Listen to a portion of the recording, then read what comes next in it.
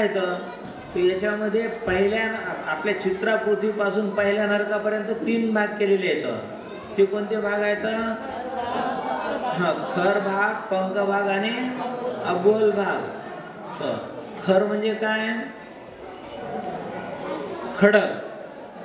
खर म्हणजे खडक जे पूर्णपणे जसं आपण थोडं जर खाली जर आपण एक 30-40 फूट जर खाली जर आपण खांदलं, एखादी विहीर वगैरे जर खांदायची असेल तर खाली मग खडक सुरू होतं का नाही, आणि तो खडक खालपर्यंत खूप खालपर्यंत खालीपर्यंत ते खडक आहे.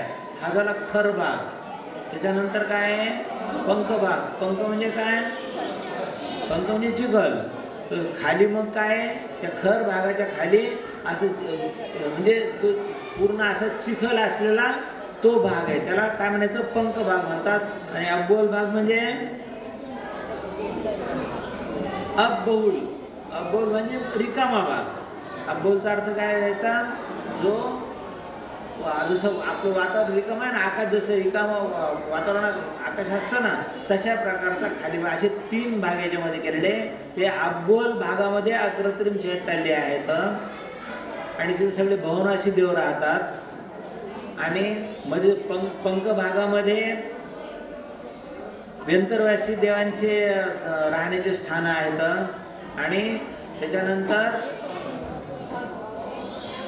जे खर भाग आहे, खर भागामध्ये फक्त त्यांचे पण, कारण व्यंतरवासी जे ते पंख भागामध्ये पण राहतात, काही खर भागामध्ये, आणि काही मध्य लोकात पण ते काही व्यंतरवासी देव राहतात. अशी याची थोडक्यात माहिती आपण कोणती घेतलेली आहे? तिथं फक्त एकच लक्षात ठेवायचं काय की विशेष यांनी इथं नरकाविषयी सांगितलेले आहे. तर नरक 7 आहेत आणि 7 नरकाची तर माहिती आपण याच्यामध्ये तत्वसूत्रामध्ये पाहिलेली आहे. रत्नशर्कराय नाव पाहिलेले आहेत. त्याच्यानंतर त्यांची प्रत्येकांचे बिळांची संख्या किती आहे? एकूण 84 लाख बिळांची संख्या आहे. प्रत्येक नरकाच्या बिळांची संख्या पण आपण तत्वसूत्रामध्ये पाहिलेली आहे. पहिल्याची 30 लाख, 25 लाख, बरोबर आहे. नंतर 15 लाख, 10 लाख, बेरीज करीत चला. 30, 25, 55, 15, 60, 70 आणि 70 नंतर किती? 10, 80. त्याच्यानंतर किती? 3 लाख नाही काय किती? 33 सूत्र काय ते? तासु 30 पंचविंशति पंचदश दश त्रिपंचनेक शतसहस्राणी पंचचैव यथाक्रमम. हे होतं एक नाही त्याचं, तर त्याच्यावरून लावायचे आपण, बदलावू शकतो आपण. पहिले 30, नंतर 25, त्याच्यानंतर 15, 30, 25, 55, 15, 70, 10 आहे ना मला 10 आहे ना. 70 आणि 10 80. 80 नंतर 3 लाख आणि 5 कमी 1 लाख. 55 1 लाखाला म्हणजे किती? 99,995. ती कोणत्याची संख्या आहे? किती नंबरची? 6व्याची. आणि 7व्या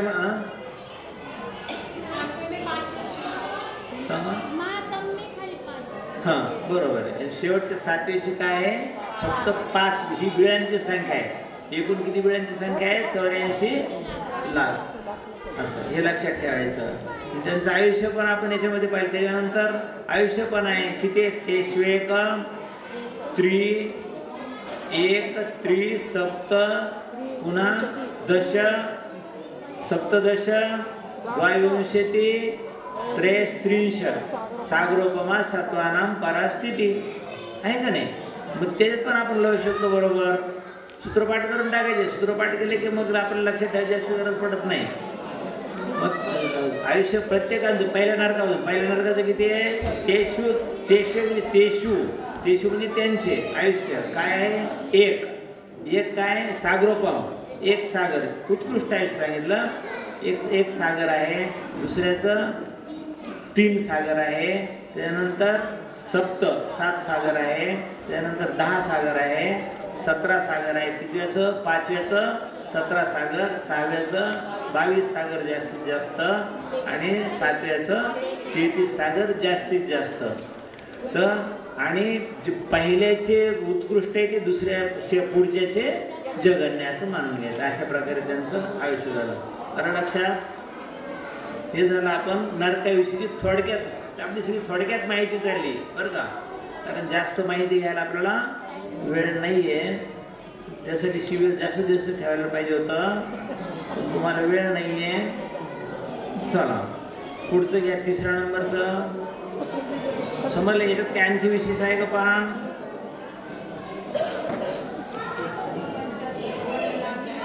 हे वाचा काय आहे.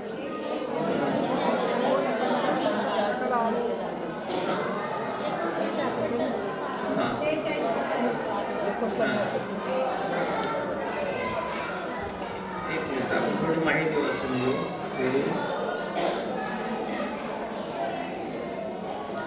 हे भूमियाचं पाहिलं होतं आपण. त्यांनी इथं खरभाग साहेब, खरभाग किती आहे 16,000 योजन आहे जाडी त्याची.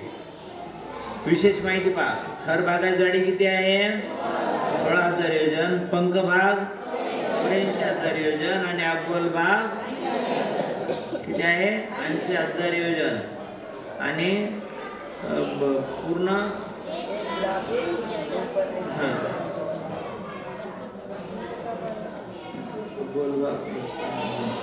सगळं मिळून काय 1,80,000 बरोबर होईल ना. 84 16 1,00,000 आणि 80,000 अशा प्रमाणे हे काय आहे. हे म्हणजे जे रत्नप्रभा आहे ना, जे तर रत्नप्रभाची जाडी आहे ते नरक त्याच्यापेक्षा नंतर खाली सुरू होईल असं. पुढचं घ्या सूत्र. त्याच्यानंतर काय दिलेलं त्यांनी त्याचे पुढच्या ज्या खालच्या भूमी येतं त्याच्या खालच्या भूमी किती आहे प्रमाण 32,000, 28 2, तिसरी 24,000, चौथी 20,000, पाचवी 16,000 आणि 6वी 8,000 आणि सगळ्यात शेवटची 1,000. अशा प्रकारे त्यांची जाडी आहे. एवढं आपण हे अभ्यास लक्षात ठेवायचा. पुढं पहा सूत्र घ्या पुढचं. 49 पटलानी. आता जे पटल जे आहेत, पटल म्हणजे काय सांगा. पटल म्हणजे त्याचे भाग नरकाचे वेगवेगळे जसे वर स्वर्गाचे प्रतर आहेत, वरच्या स्वर्गाचे यांना प्रतर म्हटलेले आहे, यांना पटल म्हटलेले आहे. असे प्रतर पटल दोन्हीचा अर्थ एकच होतो. अशा प्रकारे हे किती आहेत 49 पटल आहेत. तर 49 पटल तर प्रत्येक याच्यामध्ये पहिल्या याच्यात किती आहे 13 पटल आहेत. दुसऱ्या याच्यात 12, 13 आणि 12 25. तिसऱ्या याच्यामध्ये 9 किती झाले 34 झाले ना. चौथ्या याच्यात 7 आहे. 34 आणि 7 41 आणि त्याच्यानंतर 5. 6व्या याच्यात किती आणि 5व्या याच्यात किती आहे 5 आहे ना. 5 याच्यात येईल ना 1 2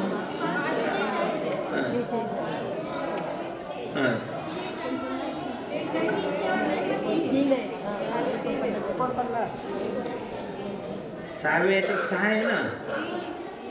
तसं काय 5 आहेत ना. किती झाले मग चौथ्यामध्ये किती झाले. चौथ्यामध्ये 7 पाहिले होते ना आपण. 7 पर्यंत कुठं आलो किती आलो आपण 13 12 25 आणि 9 34 आणि 34 आणि 7 41 आणि 6व्या याच्यात 5 41 5 46 आणि 6व्या 3 आहे.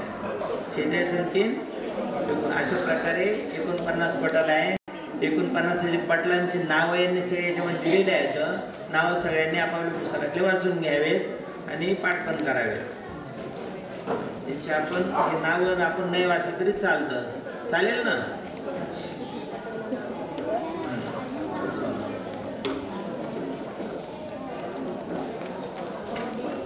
पुढचं घ्या. किती नंबर आता 3 झाले ना आपले. 4 नंबर चतुरोत्तर षडशत नवसहस्र श्रेणी.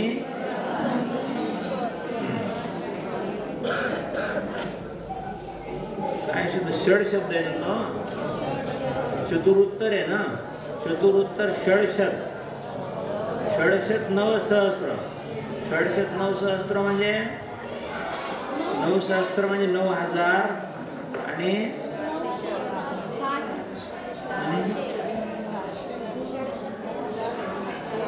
600 चतुर म्हणजे 4 नाही का.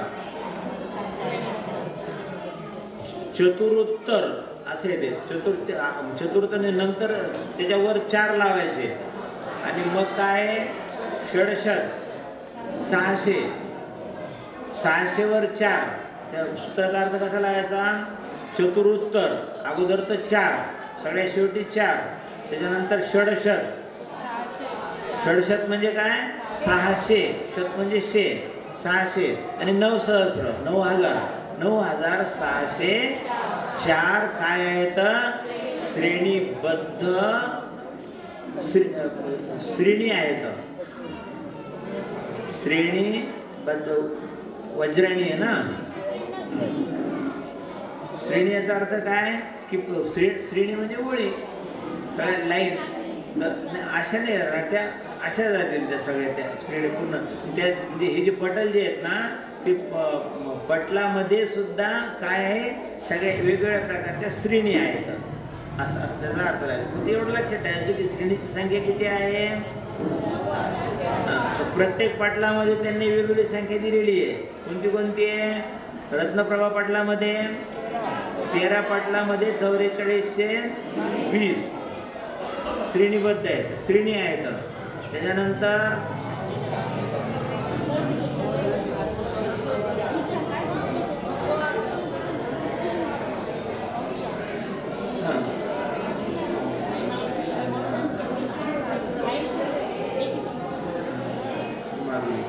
पहिलीचं नाव काय आहे. नाही त्याचं वंशाच्या होते नाव काय याच्यामधलं.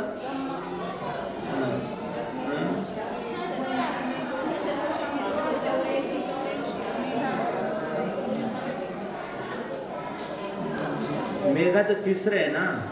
यांनी धर्मायला दुसरं पण नाव आहे ना एक.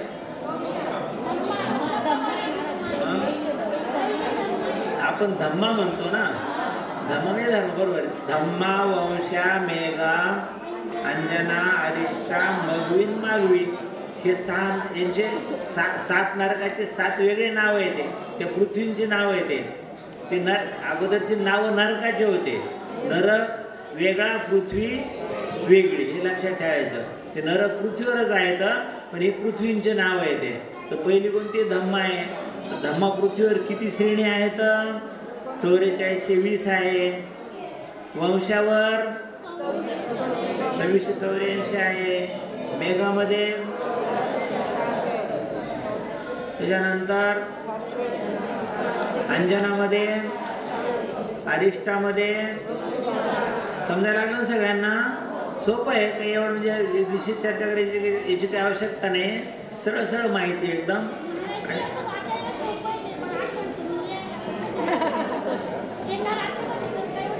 आता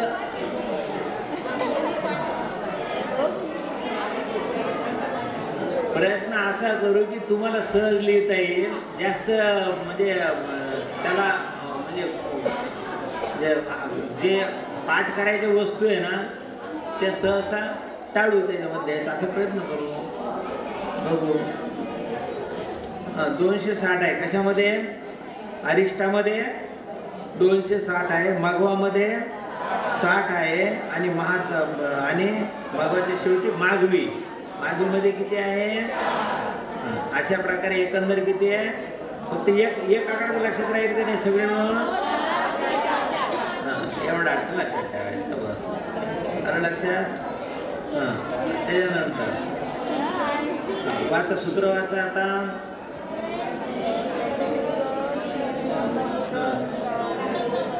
त्रिशिती लक्षण आहे ना.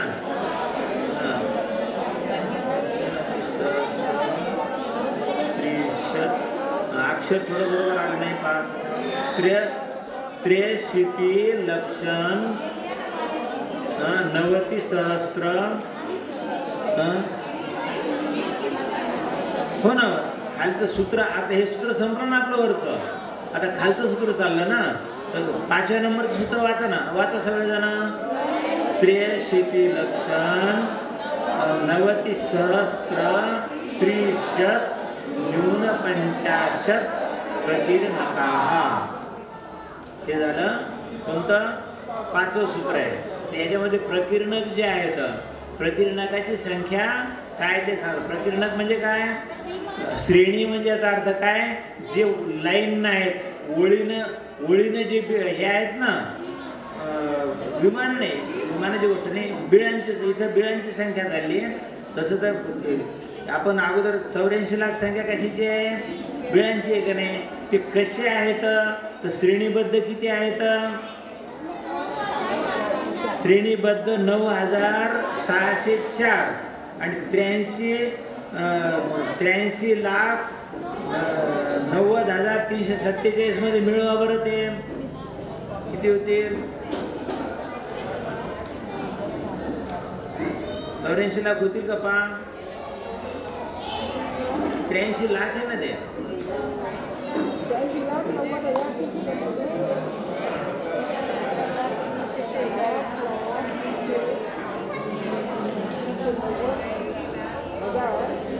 बिळांची संख्या खाली वेगळी दिलेली 84,000.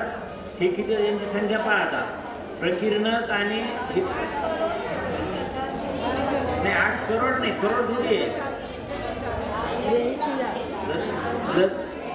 83 लाख येते. 83,90,347 आणि प्लस किती करावं लागतील? 9,604. दोन्हींची मिळून जी संख्या आहे ही प्रकीर्णकाची संख्या आहे आणि वरची श्रेणींची संख्या आहे. हे प्रकीर्णकाची संख्या आहे. आणि अगोदर इंद्रकांची संख्या केली ना. इंद्रकांची संख्या किती आहे पहा.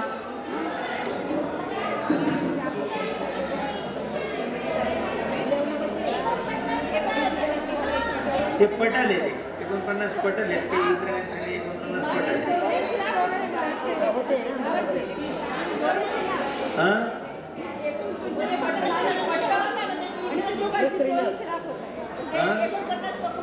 49 प्लस 9,604 प्लस 83 लाख मिळून किती झाले? हां, हे लक्षात ठेवायचं आपण. 84 लाख कसे येतात? तर इंद्रक 49 आहेत. त्यानंतर श्रेणीबद्ध बिळ जे आहेत म्हणजे लाईननं, श्रेणीबद्ध याचा अर्थ काय? तुमची सरळ लाईननं बरोबर राहतील ते. आणि प्रकीर्णक म्हणजे कुठं असे जसे चांदण्या असतात ना, आपण चांदण्या पाहतो ना आकाशात, तर चांदण्यासारखे जे इकडे तिकडे पसरलेले आहे त्याला काय म्हणायचं? प्रकीर्णक. हे सगळ्या मिळून संख्या किती झाली? लक्षात ठेवा. लक्षात आलं का? कोणाच्या लक्षात नाही आलं सांगा. पाठीमागं सगळ्यांना समजलं सगळ्यांना संख्या समजली का? ह्या जे एकूण मिळांची संख्या किती आहे? 84 लाख आहे. 84 लाखची विभागणी कशात? आवाज येतो ना सगळ्यांना? थोडसे याला माईक थोडा वर करा बरं. माईक थोडा वर. एकंदर संख्या किती आहे? 84 लाख आहे. 84 लाख कशी आहे? तर इंद्र किती आहेत? इंद्र किती आहेत? 49. त्याच्यानंतर श्रेणीबद्ध बिडी किती आहेत? आणि प्रकीर्ण किती आहेत? सगळे सगळ्यांची मिळून किती झाली? आली लक्षात? ठीक आहे, लक्षात ठेवायचे. हे झाले 84 लाख. चला तिथपर्यंत ठीक आहे. आपण फक्त थोडक्यात घ्यायला लागलो, त्याच्यामुळे संपवायचं. पुढं आता घ्या पुढचं सूत्र. चतुर्शीती लक्ष इलानी, म्हणजे हे सगळे जे बीळ आहेत आपण जे पाहिले ते सगळे मिळून किती झाले? तर आता हे बिळांची संख्या सांगतात पहा सगळे मिळून. आता पहिली जी धर्मा पृथ्वी आहे, धम्मा, आपण धम्मा म्हणतो, आपल्या तोंडात धम्मा नाव पडलं ना. धम्मा जी आहे त्याच्यामध्ये किती येतं ते आपण आत्ताच पाहिले. हे तत्वसूत्राच्या याच्यावरूनच घेतलेलं आहे, तर त्याला आपण वेगळी हे घ्यायची गरज नाही. आलं लक्षात? समजलं? विषय लक्षात आला का? एकंदर बिळांची संख्या किती? 84 लाख. प्रत्येक नरकामध्ये किती किती बिळ आहेत? फक्त कोणत्या सूत्रावर आधारित ते सूत्राचं नाव सूत्र सांगा. फक्त तत्वसूत्रातलं कोणतं? तासु पंचविंशती पंचदश दश त्रिपंचनेक नरकशतसहस्राणि पंचचैव, ते झाले 84 लाख. बरोबर आहे. त्याच्यानंतर मग आता 84 लाख कसे आहेत? तर काही सरळ लाईन मधले आहेत, त्यांना श्रेणी म्हणायचं. त्या किती आहेत? 49 आहे. त्याच्यानंतर दुसरे कसे आहेत? पहिले मध्यभागचे, जे मध्यभागी इंद्रक आहेत ते इंद्र किती आहेत? 49 आहे. आणि ते इंद्रक मधून निघालेल्या लाईन किती आहेत? आणि मध्ये किती आहेत? 83 लाख. समजलं ना? चला पुढं. सगळ्यांना समजलं? नाही समजलं विचारायचं, तिथूनच हात वर करायचा आणि मग थांबायचं, माईकवर येऊन विचारायचं, घाबरायचं नाही. चला घ्या आता पुढचं घ्या.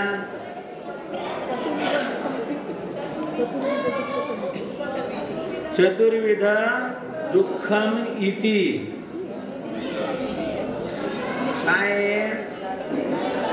हे जे नरक आहेत, हे नरक म्हणजे नरक म्हणण्यापेक्षा सगळ्यांचे घ्यावं लागतं. तर नरकासाठीच नाही आहे, सगळ्यांसाठी घ्यावं लागेल.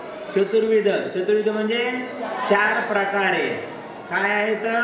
दुःखम, या सगळे जेवढे जीव आहेत राहणारे, कुठं राहतात जीव? सगळे 3 लोकांमध्ये जेवढे पण जीव राहतात त्यांना सगळ्यांना किती? 4 प्रकारचे दुःख आहेत.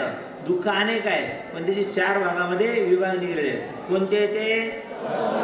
एक सहज होणारं दुःख, त्याच्यानंतर दुसरं शारीरिक, तिसरं मानसिक, चौथं यानेचं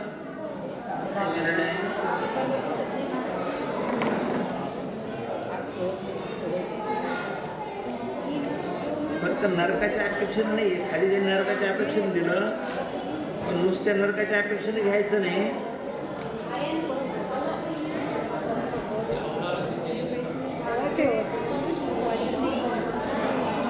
तर नरकाच्या अपेक्षेने घेतलं तरी चालेल.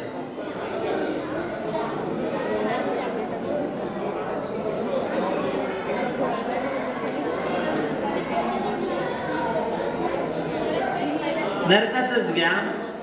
हे जे दुःख सांगितले ना, नरकाच्या अपेक्षेनं सांगितलेले आहेत. 4 प्रकारचे दुःख आहेत. कोणते? आपण आता 4 पाहिले. कोणते?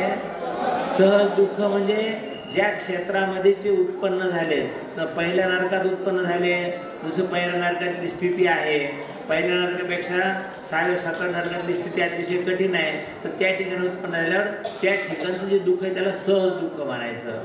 त्याच्यानंतर दुसरं कोणतं? शारीरिक दुःख. शब्दातच त्याचा अर्थ आहे, त्याचे विश्लेषण घ्यायची काही आवश्यकता नाही. मानसिक म्हणजे मानसिक दुःखच आहे. आणि आगंतुक म्हणजे जे पण त्याच्यापेक्षा व्यतिरिक्त. कधी काही काय करतात, नारकी जीव अवधिज्ञान लावतात आणि अवधिज्ञान लावून त्या अवधिज्ञानाला पाहतात की मागच्या वेळेस यानं काय केलं आणि त्याला त्याची आठवण देऊन तसं दुःख देत राहतात. याला पण आगंतुक दुःख म्हणता येईल. अशा प्रकारे. चला याचं विश्लेषण पूर्ण घ्यायची आवश्यकता आहे का? आवश्यकता नाही ना? पुढं चालायचं. चला सांगा पुढं काय आहे, किती नंबर झाला आपला?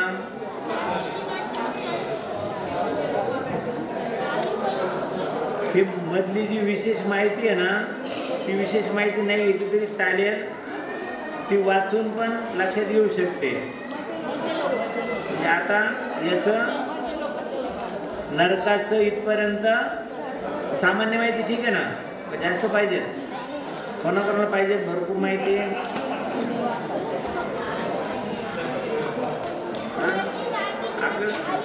माहिती आपल्याला ज्ञानासाठी पाहिजे, आपल्याला काय जायचं थोडी तिथं,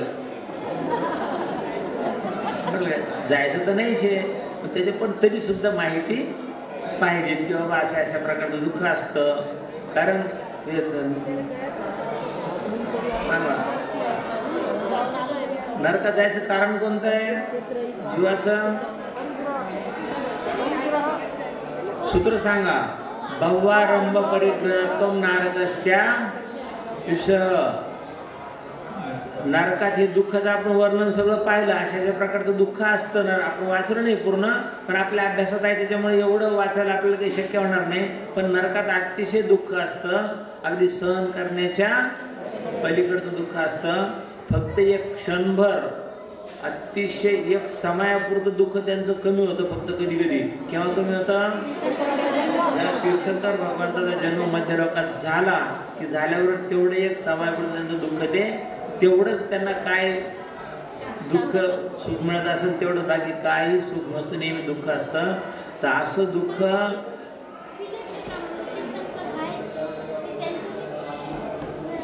का बरं? त्यांचं तीर्थ विदेश क्षेत्रामध्ये तीर्थंकराचे किती कल्याणी होतात? 3 किंवा 5 होतात ना. 5 कल्याण जेव्हा असतात त्यावेळेस जन्मकल्याणी होईल का नाही? जन्मकल्याणी जेव्हा जन्माला येतील ना, तर मग तिथं बरोबर हे त्यांना एक याच्याकरता होईल ना. आणि ज्यांचं 2-3 कल्याण येतील त्यांचा विषय सोडून द्या, त्यांचं नाही शक्य. पण तीर्थंकर म्हणून होणार नाही ना. ज्यांचा जन्म अगोदर झाला पण तीर्थंकराचा बंध नंतर झाला तर त्यांचा विषय नाही. ज्यांचा जन्म तीर्थंकर म्हणून झाला त्यांचा विषय. आलं लक्षात? पुढं आता आपण पाहू, हे सगळं तत्वर सूत्रातले विषय आहेत, काही अवघड नाही, सगळ्यांचा अभ्यास झालेला आहे, फक्त आपली उजळणी चालली असं समजायचं. बरं, सोपा आहे विषय सगळा. घ्या आता आपण घेऊ मध्यलोक. पाचा पहिलं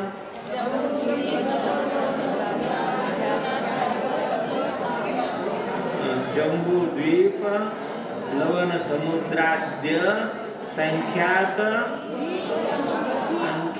काय पुढे शब्द? संख्यात द्वीप समुद्राः. पा जम्बूद्वीप लवण समुद्रादी दे आहे ना, ते त्याचं लवण समुद्रादी होईल. सगळ्यात पहिला जम्बूद्वीप, दुसरा लवण समुद्र. तसंच म्हणजे हे असं सेम सूत्र आहे याच्यातलं. जम्बूद्वीप लवण दादय शुभ नामानुद्वीप समुद्राः, नाही का? तर मग हे जम्बूद्वीप सगळ्यात मध्यभागी, त्याच्यानंतर लवण समुद्र, लवण समुद्रानंतर मग द्वीप, एक समुद्र एक द्वीप. फक्त 2 द्वीपाचेच समुद्राचे नावं वेगळे आहेत. तिसऱ्यापासून द्वीप आणि समुद्रांचे सगळ्यांची नावं एकच आहेत आणि शुभ शुभ नावं आहेत सगळे. म्हणजे याच्यामध्ये जे नावं आहेत ते सगळे आहे, असंख्यात नावं आहेत, पण असंख्यात नावं आपल्याला तेवढा अभ्यास करता येणार नाही. म्हणून अगोदरचे कितीतरी 16 पर्यंत अगोदरची नावं आलेली आहे शास्त्रामध्ये, आणि नंतरची जी शेवटची पण 16 का 13 आहेत असे आहेत. तर तेवढे नाव आपल्याला फक्त माहिती आहे. आणि बाकीचे पण याच्यामध्ये हे जे आहे तुल्यपन्नतीमध्ये त्याच्यापेक्षा जास्त नावं असू शकतात. अभ्यास केलं तर आपल्याला त्याचा शोध घेता येईल. तर अशा प्रकारे मध्यद्वीप कशाला म्हणायचं आता सांगा? मध्यलोक कशाला म्हणायचं? जो मध्यलोक म्हणजे काय की जो वर 7 राजू आणि खाल 7 राजू, खालचा 7 राजू सोडून मधला जो भाग आहे तो सगळा मध्यलोक आहे. पण मध्यलोक हा किती आहे तर फक्त आपण याच्या खालच्या टोकापासून मध्यलोक कुठून धरतो आपण, जो याचं मेरू पर्वताचं जो जे खालचं टोक आहे, खालच्या टोकापासून तर मेरू पर्वताच्या वरच्या टोकापर्यंत 1,00,000 योजन, ते 1,00,000 योजन जाडीचं आपण मध्यलोक धरतो. हे ज्योतिष्क देव सगळे मध्यलोकातच राहतात कळले. त्यांचे ते स्वर्गात नाही राहत, त्यांचं स्वर्ग नाही आहे. की ज्योतिष्क देव सगळे मध्यलोकामध्ये एवढं लक्षात ठेवायचं. तर अशा प्रकारे अनेक द्वीप, अनेक समुद्र जिथं आहे ते किती आहेत, असंख्यात आहेत. असंख्यात म्हणजे किती आपल्याला मोजता येणार नाही असे. तर त्याचे ते कसे काढायचे, तर त्याचा एक थोडं शास्त्रात नियम आलेला आहे. कसे करायचे, ते 3 कुंड करायचे. किती केवढे करायचे, तर जम्बूद्वीपा एवढा एक कुंड करायचा मोठा. जम्बूद्वीप किती आहे आपला, तेवढा मोठा कुंड करायचा, खोल पण तेवढाच करायचा. आणि त्याच्यामध्ये काय करायचं, त्याच्यामध्ये मोहऱ्या भरायच्या. तर पूर्ण कुंडामध्ये मोहऱ्या भरायच्या आणि त्यातल्या ज्या मोहऱ्या आहेत एक एक मोहरी काढून, मोहरी समजते ना, एक एक मोहरी काढून एका द्वीपात टाकीत चालायचं. ज्या ठिकाणी त्या मोहऱ्या संपतील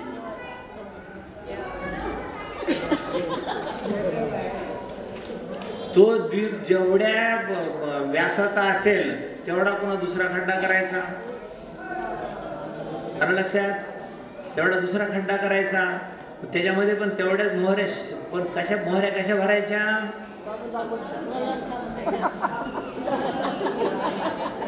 मोहऱ्या दाबता येणार नाही.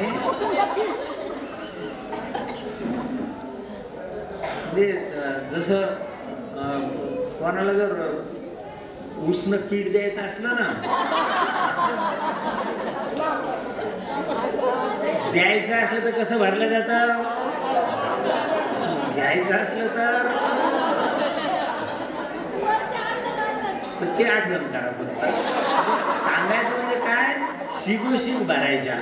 त्याची शीग पूर्ण अशी शिगोशीग आलं पाहिजे, त्या अशा भरायच्या. आणि मग तेवढ्या त्या द्वीपामध्ये भरल्यानंतर पुन्हा त्या भरल्यावर पुन्हा एक एक मोहरी टाकीत पुढच्या द्वीपात चालायचं.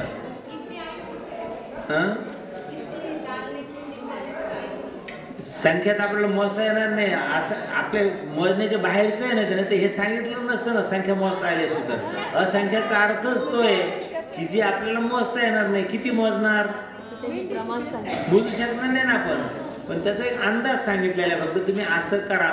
मग दुसरा झाला पुन्हा त्या पुढे गेल्या, तिथं ज्या ठिकाणी ज्या द्वीपात शेवटची मोहरी पडल त्या द्वीपा एवढा खड्डा करा, तितकाच खोल करा. त्याच्यात पुन्हा तेवढ्याच मोहऱ्या भरा आणि पुन्हा पुढं चला. मग शेवटची मोहरी ज्यावेळी संपन तितके द्वीप आहेत. हे द्वीप आहेत तेवढे, समुद्र पण तेवढेच. एवढे एक अंदाज, फक्त अंदाजे सांगितलेले आहे ते अशा प्रकारे. पुढं आता शेवटचे द्वीपां, शेवटचे जे 16 पहिले कोणते येतात, पहिले आपण सगळ्यात पहिला कोणता आहे द्वीप, जम्बूद्वीप. समुद्र कोणता आहे, लवण समुद्र. दुसरा द्वीप धातकी खंडद्वीप, समुद्राचं नाव कालोदरी समुद्र. आता तिसऱ्यापासून द्वीप नाव, तिसरा द्वीप पुष्कर द्वीप, पुष्करार्ध नाही पुष्कर द्वीप. चौथा नाव दिलेलं आहे पहिल्यामध्ये, कोणता आहे, वारुणीवर. त्यानंतर क्षीरवर. 6वा ऋतवर. पुन्हा क्षोद्रवर. क्षोद्र म्हणजे काय, क्षोद्र म्हणजे काय, क्षीर म्हणजे दूध, घृत म्हणजे तूप आणि क्षोद्र म्हणजे दही. त्याचं दुसरं नाव दधीवर द्वीप पण आहे, दधीवर द्वीप पण म्हटलं जातं. आणि 8वा सगळ्यांना माहीत आहे, आजपासूनच खूप मोठा उत्सव सुरू झालेला आहे त्या ठिकाणी आहे ना. नंदीश्वराच्या 4ही भागामध्ये आजपासून 8 दिवस खूप मोठा उत्सव चालतो. तर 8वा नंदीश्वर, त्यानंतर वरुणवर. 10वा अरुणाभास द्वीप, नंतर 11वा कुंडलवर द्वीप, या शंखवर द्वीप, कीचकवर द्वीप आणि 14वा रुचकवर, कीचकवर नाही, रुचकवर द्वीप, 13वा, 14वा भुजंगवर, 15वा 16वा क्रोचवर. हे 16 द्वीपांचे पहिल्या द्वीपाचे नाव झाले. याच्यामध्ये आकृत्रिम चैत्यालय कुठं कुठं आहेत? 8व्या द्वीपात आहे, 11व्या द्वीपात आहे 4 आणि 13व्या द्वीपात आहेत 4. 11व्या द्वीपात किती आहेत? 4च आहेत. 11व्या द्वीपात 4 आहेत आणि 8व्या द्वीपामध्ये नंदीश्वर द्वीपात 52 आहेत आणि याच्यामध्ये 11व्या द्वीपाचं नाव काय आहे? कुंडलवर द्वीपमध्ये 4 आहेत आणि रुचकवर द्वीपमध्ये 4 आहेत. अशा प्रकारे आकृत्रिम चैत्यालय आणि पुन्हा मध्य लोकात एकंदर आकृत्रिम चैत्यालय किती आहेत? 458. गणित सगळ्यांना माहित आहे. कसे कसे आहेत? 400. एकंदर आकृत्रिम चैत्यालय किती आहेत?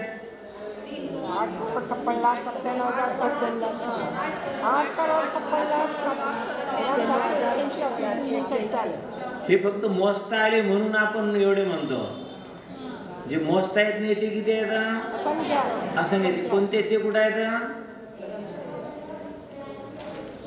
ते सगळे ज्योतिष देवामध्ये आहेत. ज्योतिष देवांच्या प्रत्येक विमानामध्ये प्रत्येक एक आकृत्रिम चैत्य आहे सूर्याच्या आणि चंद्राच्या. आणि किती आहे सूर्यचंद्र? हे तर आपल्या याच्यामध्ये 132, पण मध्य लोकात किती आहेत? असंख्यात आहेत. तर असंख्यात याच्यामध्ये असंख्यात आकृत्रिम चैत्यालय असल्यामुळे त्याची आपल्याला गिनती करता येणार नाही. त्याच्यामुळे ते धरले नाही याच्यामध्ये. याच्यामध्ये कोणते धरले? फक्त अधोलोकातले जे भुवनाशी देवातले किती?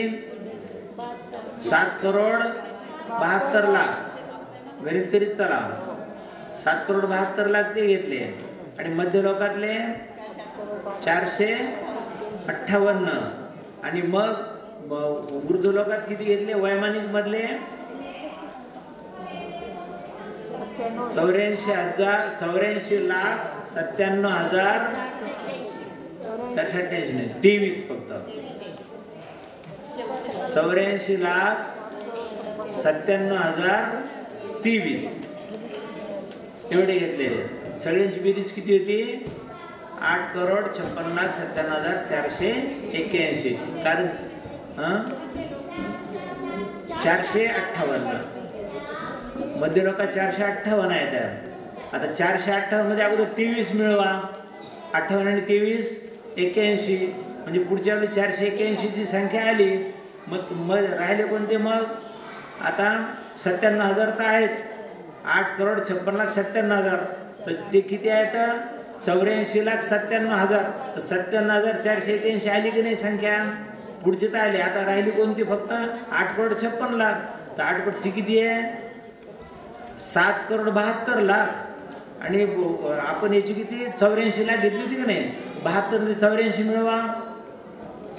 72 + 84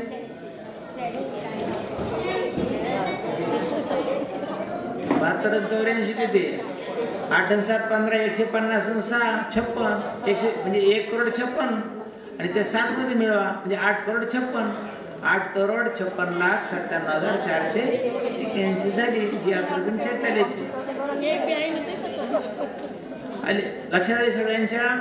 आता 458 कुठं कुठं आहेत? मध्य लोकात आले. 458 मध्य लोकात ते कोणते कोणते? आता आपण कोणते कोणते पाहिले? आता आपण रुचकवर द्वीपवर 4 पाहिले, कुंडलवर द्वीपवर 4 पाहिले, नंदीश्वर द्वीपवर 4 किती? 52. किती झाले? 52 4 52 4 56 4 60 झाले. त्याच्यानंतर मानुषोत्तर पर्वतावर 4 दिशेला 4 आहेत. किती झाले? 64. हे लक्षात ठेवायचे. बाकीचे आपण पाहू. प्रत्येक मेरू किती आहेत? प्रत्येक मेरू पर्वतावर किती आहेत? आता आपण मेरू पर्वत एका मेरू पर्वताच्या संबंधी किती आहेत हे लावू, मग त्याचे आपण गुणाकार पुढे नंतर करू. एका मेरू पर्वता संबंधी बरं का, नुसते मेरू पर्वतावरच नाही, मेरू पर्वत ज्या क्षेत्रात आहे त्या क्षेत्रामध्ये किती अग्रत्रिम चैत्यालय आहेत. तर समजा आपण एक आपलं घ्या, अगोदर सुदर्शन मेरू घेऊ. सुदर्शन मेरूवर प्रत्यक्ष मेरूवर किती आहेत,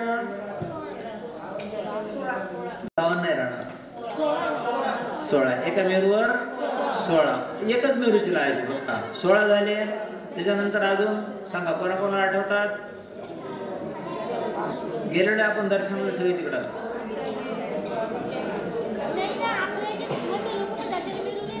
मेरू प्रत्येक मेरूची नाही, एका मेरूची लावायची फक्त. एका मेरूची प्रत्यक्ष मेरू पर्वतावर 20, आपलं 16. गजदंत किती आहेत, 4 गजदंत. 4 गजदंतावर 4, 4 गजदंत म्हणून प्रत्येक गजदंतावर 1, 4 गजदंतावर 4, 20 आणि 4 आपलं 16 आणि 4 20. त्याच्यानंतर वृक्ष किती आहेत, प्रत्येक मेरूला 2 वृक्ष आहेत. हां, वृक्ष किती आहेत, शालमती वृक्ष, जम्बू वृक्ष नाही का, 2 वृक्ष. किती झाले, 22 झालेत. त्याच्यानंतर कुलाचल किती आहेत, कुलाचल 6. नावं सांगा कुलाचलचे.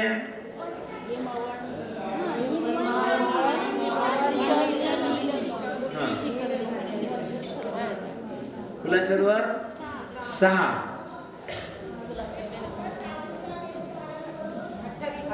28 झाले. आता त्यानंतर कोणते राहिले अजून, बक्षार पर्वत किती आहेत, 16 बक्षार पर्वत आहेत. कसे 16,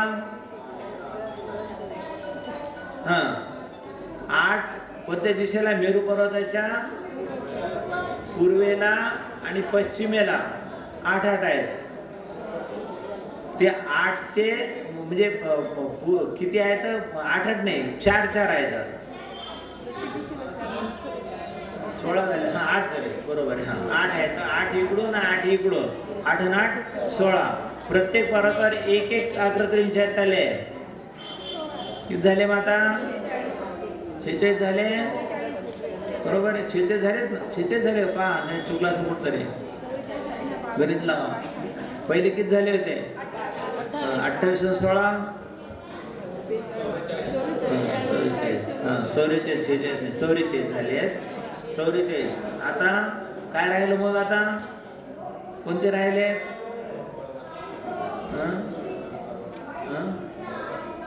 विजार्ध. किती विजार्ध पर्वत आहे एकमेव संबंधी, 32 विदेश क्षेत्रात आहेत. भरत क्षेत्रात 1, ऐरावत क्षेत्रात 1, 32 आणि 2, 1 आणि 1 2, 32 आणि 2 34. प्रत्येक विजार्ध पर्वतावर एक मंदिर आहे. 34 मिळवा याच्यामध्ये. 44 + 34 78 झाले का, हे झाले 78. एका मेरू संबंधी 5 मेरू संबंधी किती होतील,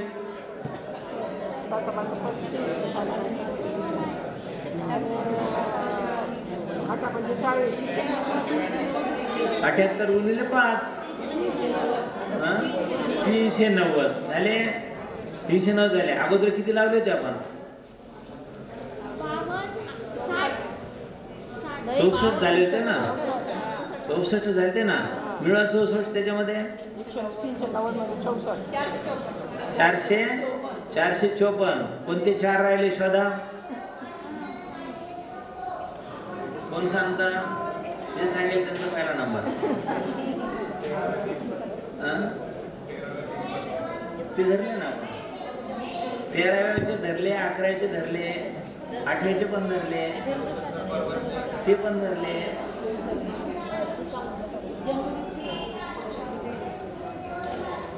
सोपे. हा बरोबर एकदम. ईश्वाकार पर्वतावरचे 4.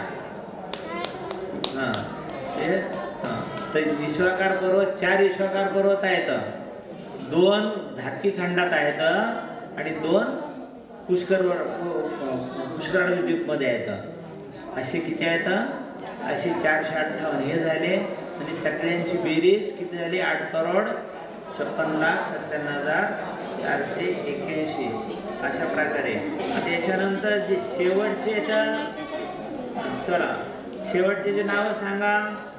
16 शेवटचे पण नाव दिलेले पाहिजे यांनी. कोणतं आहे? जे शेवटून 16 बरं का. हां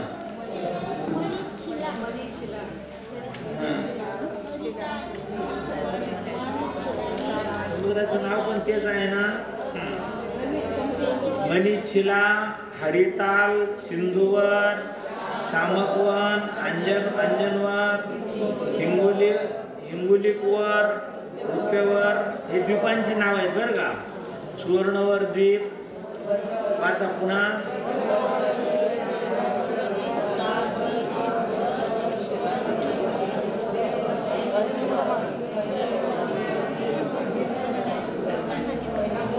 आणि सगळ्यात शेवटचं स्वयंभूरमण द्वीप आणि स्वयंभूरमण समुद्र. अशा प्रकारे काय आहे हे आपण थोडक्यामध्ये द्वीप समुद्रांची माहिती घेतलेली आहे. त्याच्यामध्ये आणखी विशेष माहिती आहे पण ही विशेष माहिती आपल्याला सहज समजू शकते, सहज वाचण्यासारखी आहे. त्याच्यामुळे इथं नाही घेतली तरी चालेल ना. चालेल का नाही?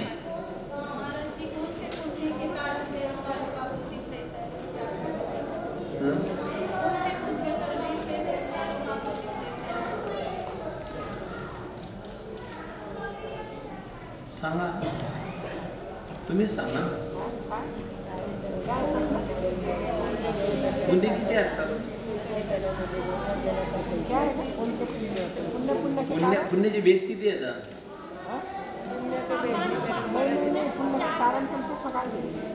ते नाही फक्त सातिशय निर्तिशय येईल फक्त.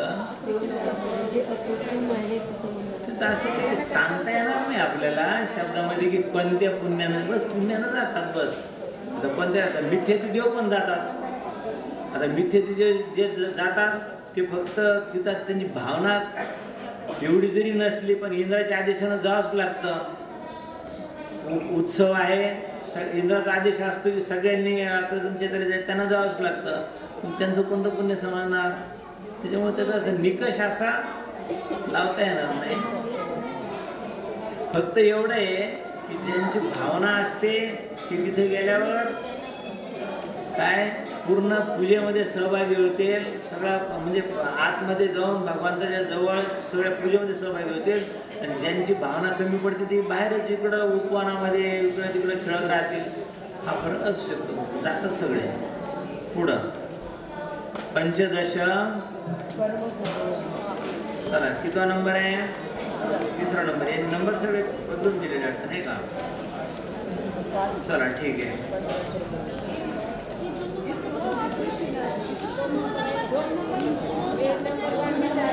नंबर राहिलं.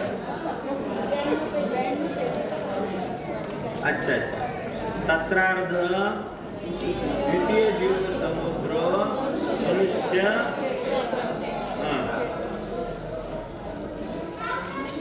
तत्र त्याच्यामध्ये जे आपण जे असंख्य द्वीप समुद्रात वर्णन पाहिलं त्याच्यामधल्या 2.5 द्वीपामध्ये तत्र अर्धद्वितीय. अर्धद्वितीय म्हणजे काय? 2 आणि 2 वर अर्धा म्हणजे 2.5. 2.5 द्वीपामध्ये काय आहे? हां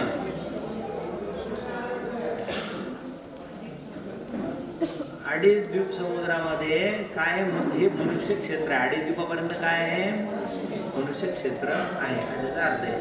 तर मनुष्य क्षेत्रामध्ये विशेष काय दिलेलं त्यांनी? हे जे मनुष्य क्षेत्र आहे तर पहिलं जे जम्बूद्वीप आहे किती आहे त्याचं व्यास? 1 लाख. त्याच्यानंतर याचा एका बाजूनं चला आपण फक्त मेरू पर्वतापासून घ्यायचं ना आपल्याला. तर मेरू पर्वतापासून तर याच्यापर्यंत किती येईल? 50,000 येईल ना. 50,000 योजन. त्याच्यानंतर ही किती आहे? 2 लाख योजन. लवण समुद्र 2 लाख योजन. आणि त्याच्यानंतर धातकी खंडद्वीप 4 लाख योजन, 4 आणि 2 6 लाख.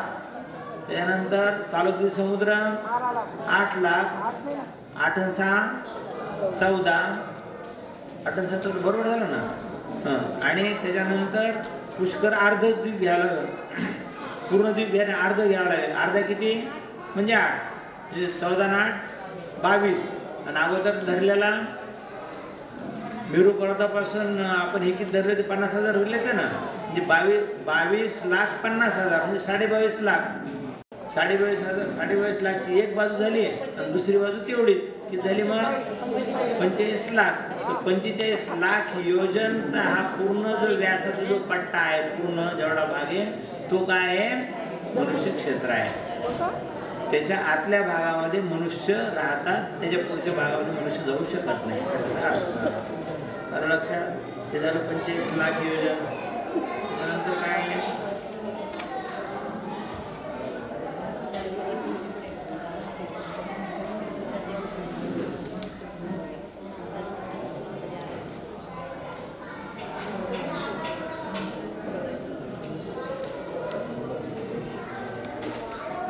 इथं मानसोत्तर पर्वताची जे सांगतात तेवढी आपण पाहून घेऊ. मानसोत्तर पर्वताची हे काय आहे, लांबी रुंदी किती उंच आहे मानसोत्तर पर्वत, 1700. लक्षात ठेवायचं किती आहे, 1721 योजन. आपले जे कुलाचल पर्वत आहे त्यांची उंची किती आहे, कुलाचल पर्वताची उंची आपण पाहिली होती ना, जे हिमन महाहिमन जे आहेत ना त्यात पहिला जो आहे हिमन किती आहे, नंतर दुप्पट जाईल ते. पहिला किती आहे, 100 योजन. पहिला 100 पहिला 100 आहे. हां असं आहे. म्हणजे पहिला पर्वत एका द्वीपातला पहिला पर्वत जो आहे तो किती आहे, जम्बूद्वीपातला हिमवन 100 योजन उंच आहे. आणि त्यानंतर दुसरा त्याच्यापेक्षा दुप्पट, तिसरा त्याच्यापेक्षा दुप्पट, दुसरा कोणता आहे, महाहिमवन 200 योजन उंच. त्यानंतर निषद 400 योजन, नील 400 समज, नील 400. आणि पुन्हा तिकडचा तो नील नंतर रुक्मी 200, शिखरी 100. असं लक्षात ठेवायचं. हे झालं. आता याच्यामध्ये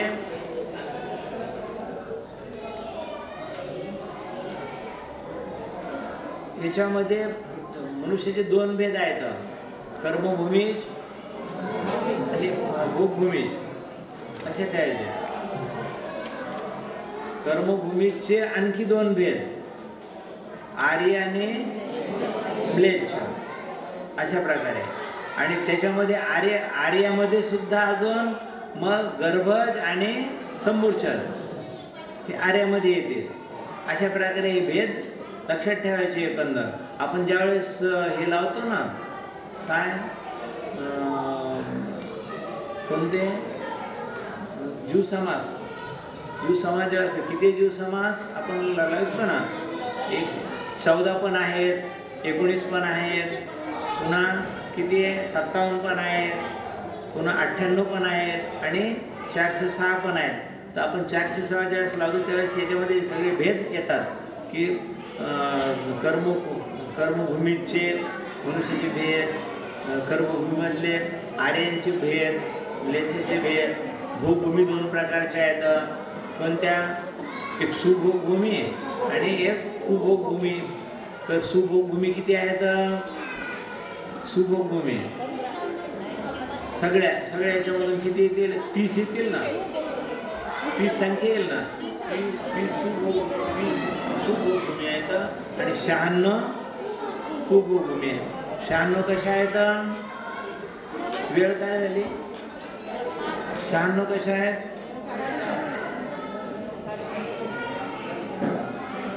जे जम्बूद्वीप आहे तर याच्या लवण समुद्रामध्ये जम्बूद्वीपाच्या भागात 24 आहेत आणि लवण समुद्रामध्येच धातकी खंडाच्या भागात 24 आहेत. 24 आणि 24 48. आणि तसंच पुढचा जो समुद्र आहे कोणता, कालोद्री समुद्रामध्ये अलीकडच्या भागात कोणत्या धातकीखंड भागामध्ये 24 आहेत आणि पुष्करवर द्वीपामध्ये 24 आहेत. असे 96 लक्षात ठेवायचं कुभोभूमी. कुभोभूमीचा जन्म काय होतं माणसाचं, कशामुळे होतं? जे कुदेवाची पूजा करतात आणि कुगुरूला कुशास्त्राला दान करतात, मिथ्यात्व सहित जे म्हणजे जे कुगुरू असतात, कुशास्त्र असतात आणि कु म्हणजे कोण? कुचा अर्थ काय? कुचा अर्थ ज्यांना सम्यक नाही आहे आणि ज्यांच्यात म्हणजे अंगावर वस्त्र शस्त्र आदी सगळे ज्यांनी परिधान केलेले अशांना देव मानणे. जे साधू वस्त्रसहित आहेत अशांना साधू मानून त्यांना दान करणे, त्यांनी रचलेल्या शास्त्रासाठी धन देणे, या सगळ्यामुळं माणसाचं जन्म सुख तर मिळतं. पण कोणतं सुख मिळतं? कुभोगभूमीतलं. कुभोगभूमीतलं सुख निकृष्ट असतं. निकृष्ट म्हणजे कसं? खायला तर भरपूर मिळतं पण कसं मिळतं? निकृष्ट मिळतं असं त्याचा अर्थ घ्यायचा. तर तिथले त्यांना सुख तर मिळतं पण सगळं निकृष्ट दर्जाचं असल्यामुळे त्यांना जे सुभोगभूमीमध्ये सुख असतं तसं मिळत नाही, उत्कृष्ट सुख. तर त्यांचे मग कसे बांधतात ते? तो विचित्र सगळे. शरीर जर मनुष्याचं मिळालं तर चेहरा वाघाचा किंवा कोणत्याही प्राण्याचा वगैरे वगैरे असे अकराळ विक्राळ असे याला म्हणतात. किंवा शरीर त्यांचं, तोंड मनुष्याचं, किंवा काही असे पण असतात की इतके मनुष्यच असतात पण कान एवढे मोठ्याले असतात, एक कान अंथरू शकतात आणि एक कान पांघरून घेऊ शकतात. असे त्याला म्हणतात कुभोगभूमी. एक पायावर चालणारे माणसं वगैरे वगैरे असतात. आलं लक्षात? पुन्हा विशेष याच्यामध्ये आपण या मनुष्याची माहिती अशा प्रकारे पाहिली. पुन्हा अजून विशेष याच्यात आहे का? अजून पाहू आपण? नाही आहे. चला ठीक आहे. आता पुढचा नंबर 15 कर्मभूमय. कर्मभूमी किती आहेत? 15. कशा आहेत? जम्बूद्वीप आहे. जम्बूद्वीपामध्ये एकंदर किती क्षेत्र आहेत? 7 क्षेत्र आहेत ना. एकंदर 7 क्षेत्र आहेत.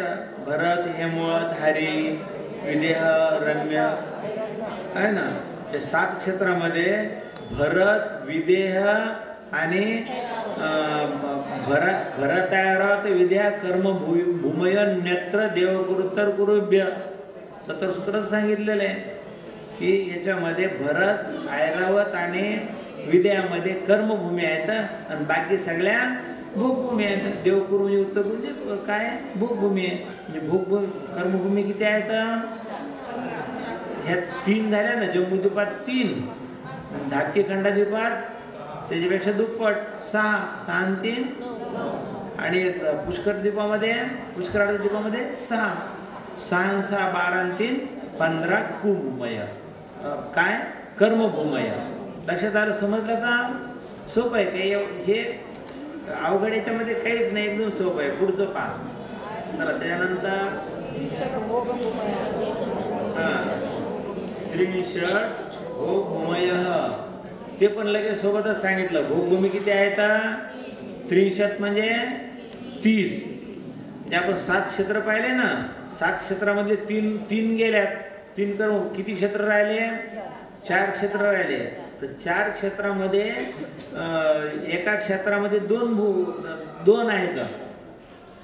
विदेह क्षेत्रात किती आहेत? विदेह क्षेत्रात जरी कर्मभूमी असली तर विदेह क्षेत्रात आणखी 2 भोगभूमी पण आहेत. कोणते?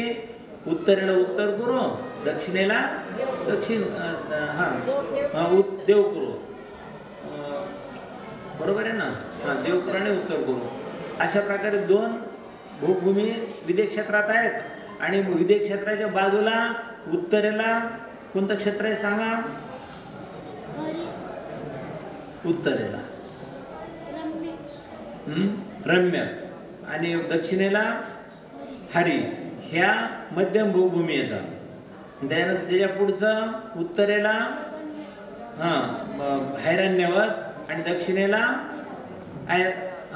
हेमवर, हे जगन्य भूमी आहेत. असे म्हणून ह्या 2 त्या 2 4 आणि मधल्या विदेश क्षेत्रात 2 6, एकात 6 जम्बूद्वीपात 6, त्याच्यापेक्षा दुप्पट धातकी खंड द्वीपात आणि तेवढ्याच पुष्कराळ द्वीपात. म्हणजे किती झाल्या 12 12 24 आणि 6 30. आलं लक्षात?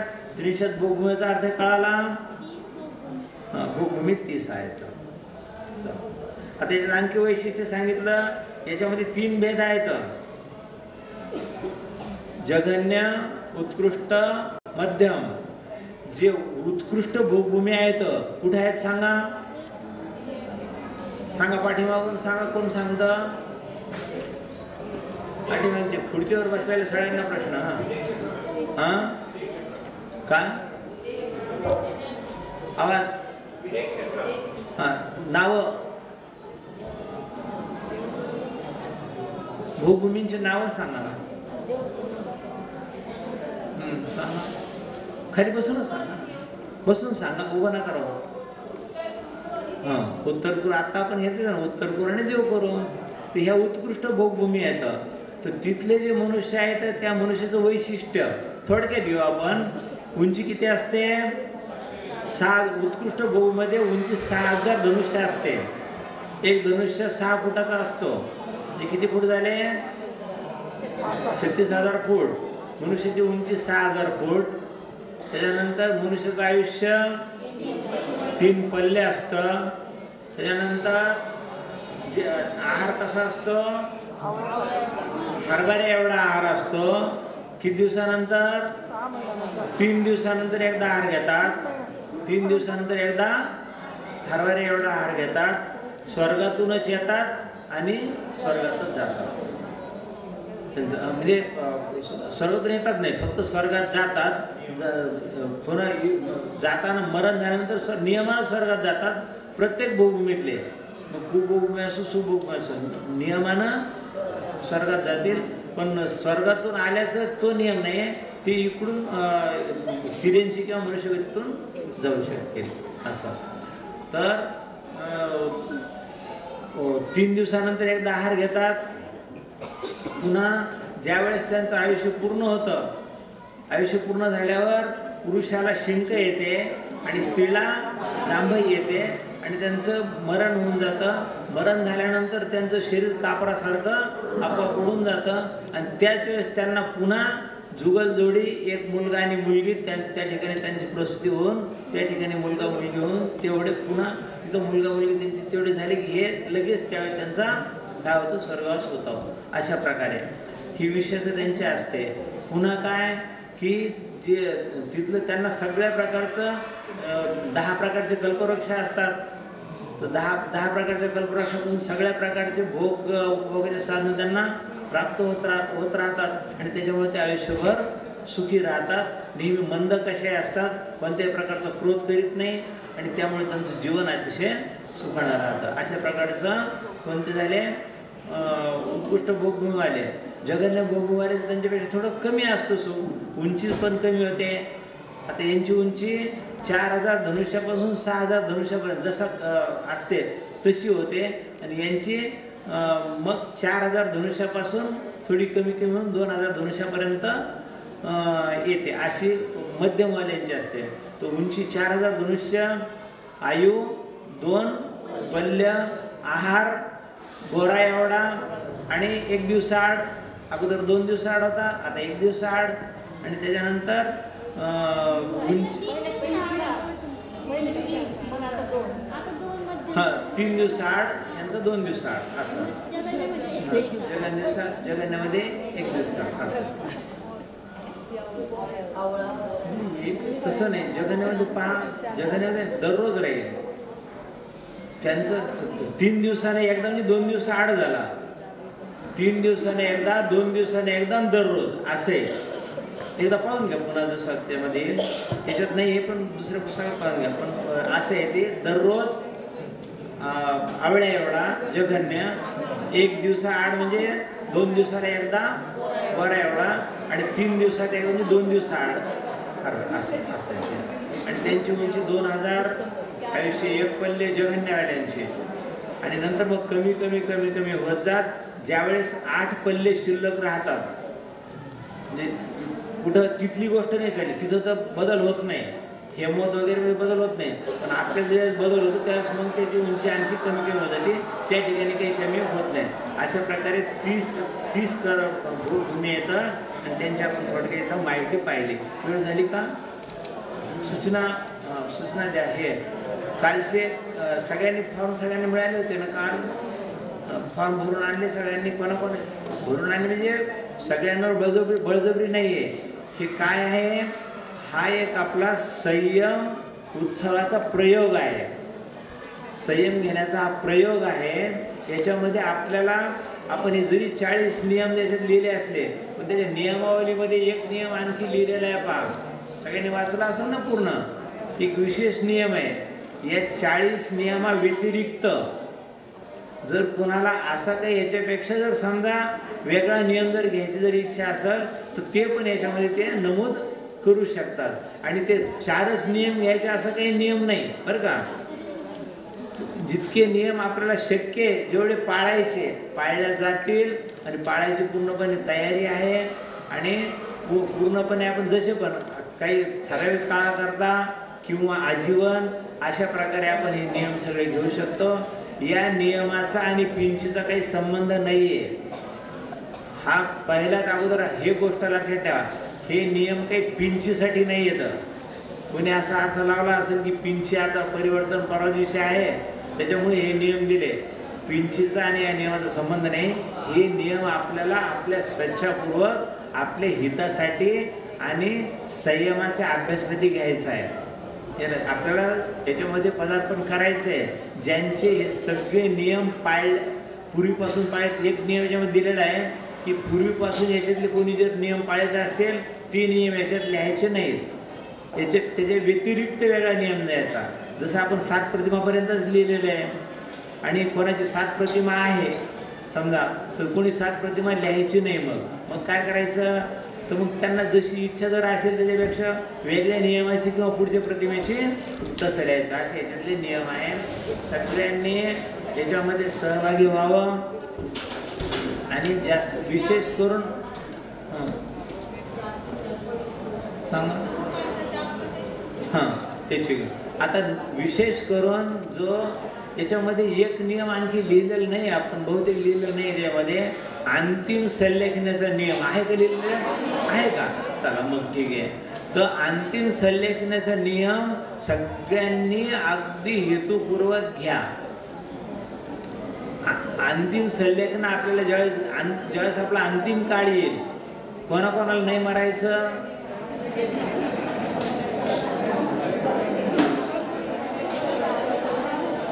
ठाम निर्धार सांगा की आपल्याला मरायचंच नाही. असे कोण कोण आहे सांगा, अगोदर हातवर करा.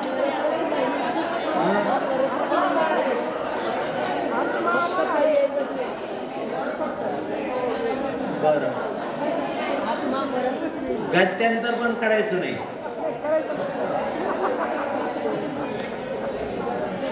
पर्याय पण बदलायचं नाही. आले दोन्ही नाही आले थोडं नाहीच हिशोबान झाला काय हरकत नाही. तर आपण एक सामान्य रूपाने मरण हा शब्द वापरतो, त्याला म्हणजे सैद्धांतिक रूपात नाही घ्यायचं. तर सगळ्यांना एक ना एक दिवस मरण हे निश्चित येणारच आहे. नाही म्हटलं तरी येणार आणि हो म्हटलं तरी येणार. मग चला, आकुलता थांबायचं का? वेळ झाली का? वेळ झाली का सांगा. आकुलता आहे का? वेळ झाली? एक 2-5 मिनिटात समजून टाकू. तर तो जो नमोकार मंत्र हा नियम सगळ्यांनी घ्या. पण कारण अंतिम समाधी मरणचा जर आपण नियम घेतला तर आपल्या जीवनामध्ये आजपासूनच तो निर्धार असल्यामुळं आपल्या जीवनाचा बदल होऊन जातो. आपल्या आचरणामध्ये आपल्या काय अडचण आहे सांगा. थोडं आपसात बोलू नका. 2 मिनिट लगेच थांबू आपण. तर हा नियम सगळ्यांनी अवश्य घ्या. अंतिम समाधी मरणाचा, त्याचा व्रताशी तुम्हाला व्रताची खूप भीती वाटते, त्याच्यामुळे व्रत नका घेऊ चालेल, पण मरणाची किती भीती वाटते तर मरण काही टाळणार नाही, एवढं लक्षात ठेवा. पण ज्यांनी अंतिम मरणाचा नियम घेतलेला आहे ते व्रताच्या जवळ येऊ शकतात, कारण त्याचा अभ्यास जो आहे ना, अभ्यास आजपासून करावा लागेल. अंतिम मरणाचा अभ्यास आजपासून जर सुरू केला तर आपल्याला शेवटी मरण आणि समाधी मरण साधलं जाऊ शकतं. एवढं एक लक्षात ठेवायचं. म्हणून तो नियम सगळ्यांनी घ्या. दुसरी गोष्ट जे नमोकार मंत्राचं जे आहे, तर आपण त्याची योजना पण पुढं करणार आहोत. ती योजना सगळ्याच्या याच्यामध्ये सोशल मीडियावर पूर्ण आपण ती जाहीर पण करू. आपल्याला भगवंताचे कल्याणी किती आहेत सगळे मिळून? 24 तीर्थंकरांचे 120 कल्याणिक आहेत. तर 120 कल्याणिकला प्रत्येक सामूहिक हा जो जाप्य वैयक्तिक पण राहील आणि सामूहिक पण राहील. तर लक्ष देऊन आहे का? आवाज येतो सगळ्यांना? वैयक्तिक पण राहील आणि सामूहिक पण राहील. आपल्याला वैयक्तिक जशी आपली शक्ती असेल तसं आपण घ्यायचं आहे. किती माळी घेऊ शकतो वगैरे वगैरे ते आपण करू आपण लगेच. पण आपल्याला सामूहिकपणे आपल्याला 120 तीर्थंकरांच्या प्रत्येक तीर्थंकरांचे 1008 करोड प्रत्येक कल्याणिकचा तीर्थंकरांचा प्रत्येक कल्याणिकचा 1008 करोड. तर 108 तीर्थंकरांचा किती होईल? आपण गणितला किती लावलं गणित? 1008 गुणिले 120 जवळजवळ किती होईल ते? म्हणजे 120 म्हणजे 125 अब्ज बहुतेक तेवढा होईल तो. म्हणजे 1008 करोड गुणिले 120 किती करोड होतील पहा बरं. लावा गणित लावा. मुलांची शाळा सुटली का? थांबायची वेळ झाली ना? बरं ठीक आहे. याचं विश्लेषण आपण उद्या पुन्हा चांगल्या प्रकारे घेऊ. तर थोडक्यात म्हणजे आपल्याला काय करायचं आहे की एवढे सगळे करोड जापे जर करायचे तर याची फक्त आपल्याला याचा काय निर्धार करायचा. काळ याचा ज्यांची जसा काळ असेल, समजा छोटे मुलं आहेत तर छोटे मुलं किती माळी घेऊ शकतात? एखादी किंवा दुसरी. तर त्यांना तेवढाच नियम द्यायचा फक्त. त्याला याच्यामध्ये बंधनाबंधने घ्यायचं. पण जे 18 वर्षाच्या नंतर आहेत, 18 वर्षाच्या नंतरचे जे 18 पासून 40 पर्यंत किती माळी येतात? 10 माळी आहे ना. 40 पासून 60 पर्यंत 20 माळी आणि 20 पासून 80 पर्यंत आणि हा बरोबर आहे. 20 ते 40 5 माळी आहेत. 40 ते 60 10 माळी आहे आणि 60 ते 80 30 आहेत का अशा घेतलेल्या. आणि 80 नंतर स्वेच्छा ठेवला आपण. त्यांना शक्य झालं तर करायचं, नाही तर नाही करायचं असं. तर अशा प्रकारे घेऊ शकतात. घ्यायचं असं नाही बरं का. तर याच्यामध्ये किमान प्रत्येकाने निदाने 1-1 करोडचा संकल्प घ्यायचा आहे. जसं आपलं वय असेल त्यानुसार. जर समजा 30 माळी जर घेतल्या तर 11 वर्षामध्ये 1 करोड होऊन जातात. 6 करोड होतील. पण आपण 11 वर्षात 20 माळी 15 माळी घेतल्या त्याच्यापेक्षा दुप्पट वेळ लागेल. 5 माळी घेतल्या तर तो वेळ बहुतेक अंदाजे त्याचं 40-50 वर्ष जे आपण ते गणित यामध्ये दिलेलं आहे सगळं. तर ज्यांना जेवढ्या माळी शक्य आहे, आम्हाला तरी वाटतं की 5 माळी घेणं तरुणांसाठी काही अवघड नाही आहे. जे 40 वर्षापर्यंतचे आहेत ते 5 माळी, कारण त्यांच्या पाठीमागं व्यापार उद्योग कामं हे सगळे असतात. जास्त माळी घेऊ शकत नाही. त्यांनी 5-5 माळींचा नियम घ्यावा. पण निर्धार त्यांनी 1 करोडचा करावा. तर असा सगळ्यांनी म्हणून आपला निर्धार करून तेवढे करोड पूर्ण करायचे. तर हे कशासाठी? सर्व जीवांच्या हितासाठी. सगळ्या जीवांना सम्यक ज्ञानाची प्राप्ती व्हावी, सम्यक दर्शनाची प्राप्ती व्हावी, सुखाची प्राप्ती व्हावी, सगळे सुखी व्हावे आणि आपण सुद्धा त्यांच्यासोबत सुखी व्हावं या निष्प्रह भावनेनं आपल्याला हे करायचं येतं. त्याचं पुण्य तर जे पदरी पडायचे पदरी तर पडणारच आहे, प्रश्नच नाही. तर अशा प्रकारे याचं विश्लेषण अजून उद्या घेऊ. आता थांबू आपण. चला फॉर्म ज्यांनी आणलेले आहेत तर कलेक्ट करा ना मग. तर ठीक आहे, तर कलेक्ट आणून ठेवा ज्यांनी फॉर्म. आणि उद्यापर्यंत आपण आजची शेवटची तारीख दिली होती, कारण आम्हाला थोडी तयारी करायला वेळ लागला. पण एका दिवसात भरल्या जाऊ शकत काही अवघड नाही. पण ज्यांचे काही कारणामुळे आज भरल्या गेले नसेल उद्या नक्की आणा. उद्यापर्यंत सगळ्यांचे फॉर्म इथं कलेक्ट झाले पाहिजे, एवढं लक्षात घ्या. चला जिनवानी स्तुती घेऊया.